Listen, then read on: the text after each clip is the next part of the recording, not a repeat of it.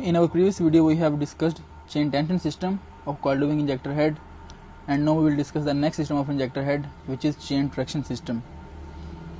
Chain traction system is used to provide the required force to the injector chains so that they could grip coil tubing pipe while running in or pull out of valve bore. To understand the working of chain traction system, consider this diagram. As we have already discussed, coil tubing pipe is run into the valve bore with the help of these opposite moving chains. Here we can see that coil tubing pipe is run into the valve bore with the help of these opposite moving chains. Now, to provide strong grip to this coil tubing pipe, it is required that these chains must be pushed towards each other. It is done with the help of these 6 cylinders. As we can see in this diagram that these 6 cylinders are connected to these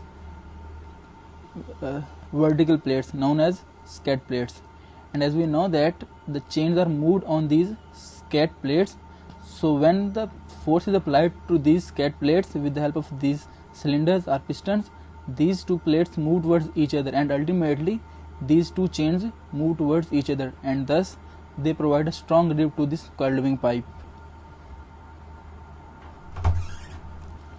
Here in this diagram, traction cylinders are shown in the actual injector head. 3 separate hydraulic circuits are used to provide the hydraulic force to these 6 cylinders, and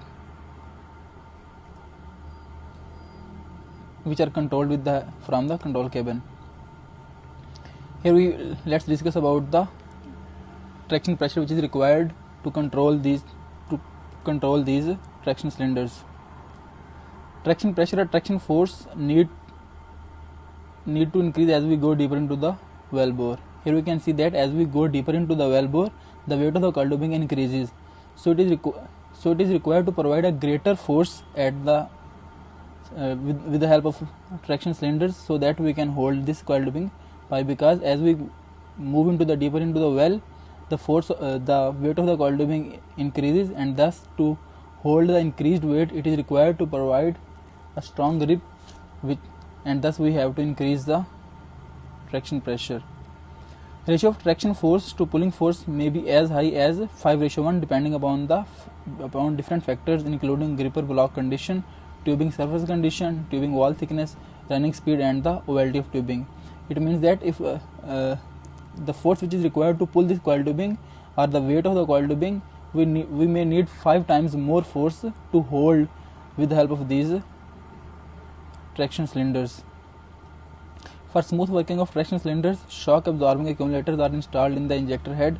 The number of accumulators installed in an injector head varies depending upon the injector model. That's all for this video. We will see the next system of the injector head in our next video. Thank you very much.